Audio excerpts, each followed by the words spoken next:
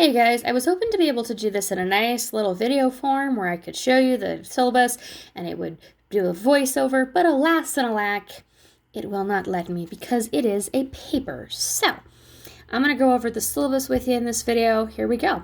Welcome to English 9. I'm so excited to have you in class this year. We'll be doing a lot of reading, a lot of writing, and a lot of talking about English, not talking in general. All right, so it'll be fun. We'll have a good time. My name is Miss Cavender. This is classroom 13. My email address is right there, bailey.cavender@mail.bcsd101.com. If you need extra help, let me know. I'm happy to do tutoring at lunch, after school, or just give you some help if you need it. All right, so is this class required to graduate? Yes, you need to pass 9th grade English to graduate. If you don't pass it in 9th grade, you get to retake it until you do pass it. You need to bring a pencil and a pen, or a pencil or a pen, whichever you prefer, with you every day. I only like black and blue ink because I grade in multicolored pens, so it'll be confusing if you use other colors.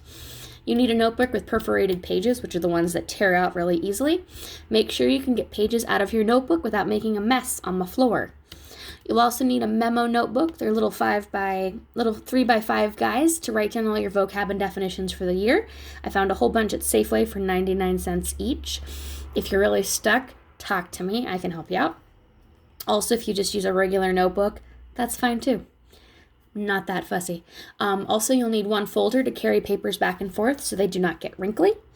And you will also have your textbook that will be the workbook, and you'll tear out the pages that you finish as you finish them and turn them in. If you can't get all the materials for class, you need to talk to me after class at some point in time. We'll see what we can do. My class rules are simple. Firstly, be respectful of yourself, your classmates, your teacher, that's me, and the books. You can hate books. I have some books that I absolutely loathe, but treat them nicely. Don't throw them, and participate in respectful discussions. I look forward to many conversations and learning your opinions about books too. When I say that I loathe books, you'll notice that we're reading Macbeth, even though Romeo and Juliet is in your book. When I first took English as a freshman, I had Mr. Arthur, and he hated Romeo and Juliet, but he liked Macbeth. So we read Macbeth and not Romeo and Juliet because my teacher hated it. And if you hate to teach something, it's not fun. If you hate to read a book, you're not going to enjoy teaching it. It's not going to go well because you guys are smart and you'll be able to tell. I went to college, I took a Shakespeare class, and my teacher hated Romeo and Juliet. We did not read it. She said to us, I know you guys know how this goes, but I hate it, so we're going to skip it and read Winter's Tale. So, I did read Romeo and Juliet on my own, but I hate it so much. I'm sure that will come up later. Basically, it's about a 14-year-old, she's 13, a 13-year-old and a 17-year-old who fall in love over a period of a couple days, get married, and then everybody dies. And it's horrible and sad. It has a lot of really interesting points about love, about fate, but I don't care for it. So we're not going to read it. We're going to read Macbeth instead. Student expectations. So basically, when I'm talking, you're not talking. When your classmates are talking, you're not talking. Be prompt, be prepared, be positive, be productive. If I raise my hand, it means you need to be silent and raise your hand as well. I tend to use all hands. So when I say all hands, you respond with all hands aye and then wait silently for instruction. If you're silent, I'll know that you're focused and ready to learn. I do all hands because I was a tall ship sailor, and all hands is what captains or first mates yell when they're trying to get attention for the crew. There are going to be times when we're going to be having small group discussions. It's going to be loud. You guys are going to be focused on what you're doing. So what I will do is I will yell all hands. So on a boat, the captain or the first mate would yell all hands, and then the person closest would respond to all hands aye. And then the people near that person would hear the all hands aye and realize that they needed to respond too. The captain was trying to get their attention. That's kind of what I do, because that way, even if you're in deep conversation about the book, you'll still hear someone else. So you won't just be listening for me, you'll be listening for your classmates too.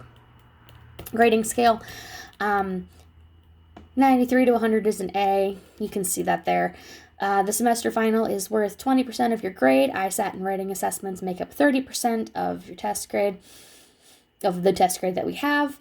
For ISATs, a 1 is a 65, 2 is 75, 3 is 85, 4 is 95. Writing assignments and assessments, I'll grade I will grade them based on the rubric, the standard SBAC.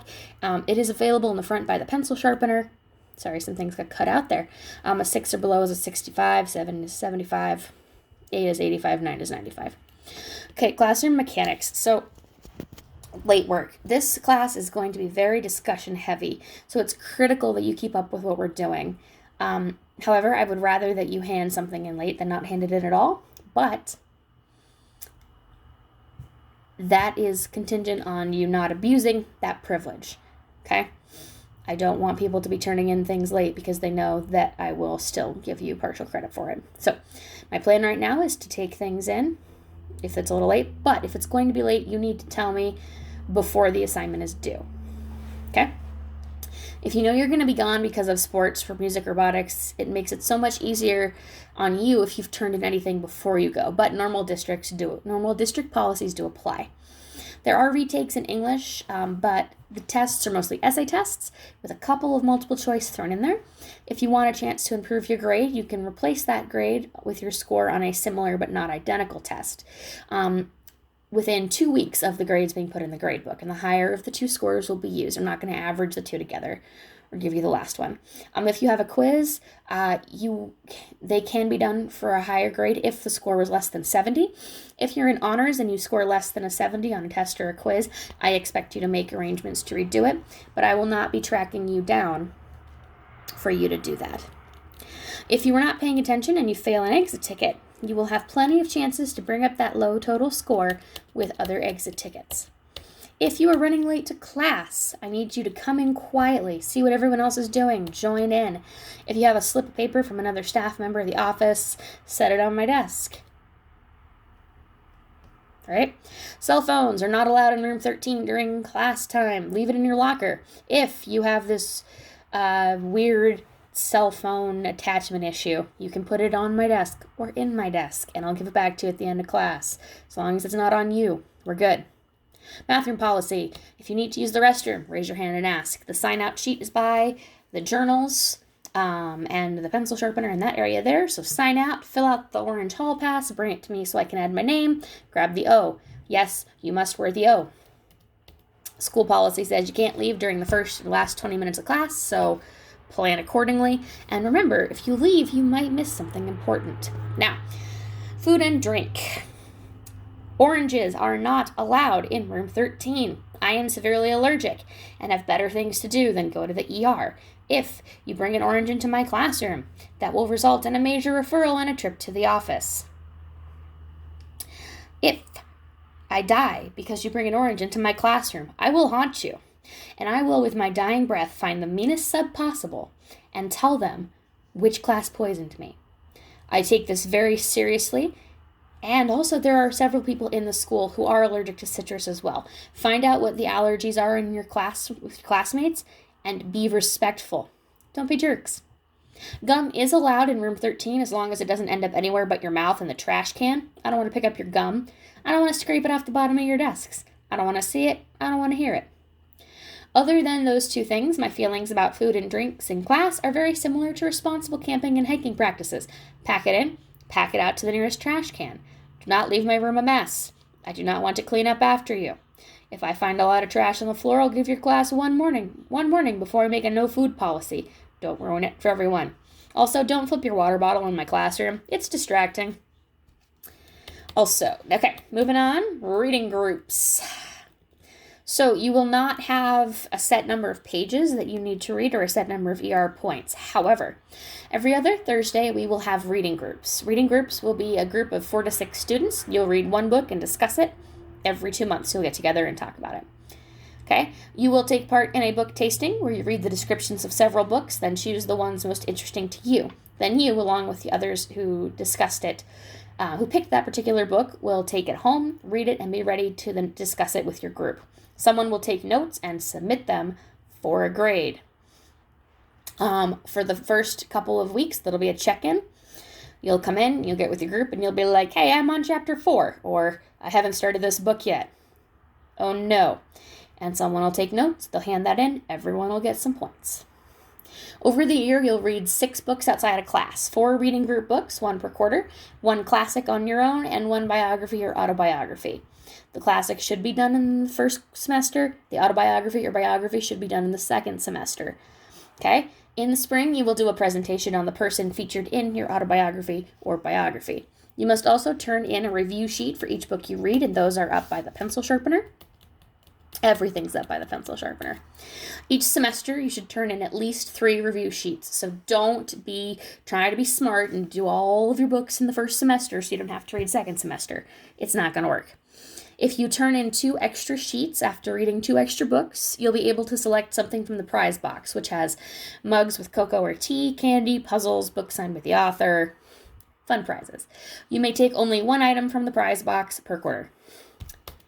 Our curriculum and class novels. So we have a new curriculum this year. It should be a lot of fun. I'm looking forward to exploring it with you. There's an online chunk and an in-person chunk.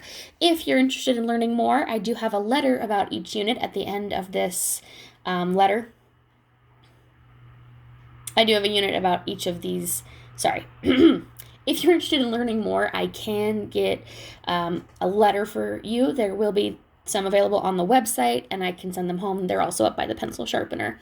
Each unit is a mix of reading fiction, nonfiction, film, poetry, combining small and large group activities with solo work, and should take about 50 days with a couple of small exceptions.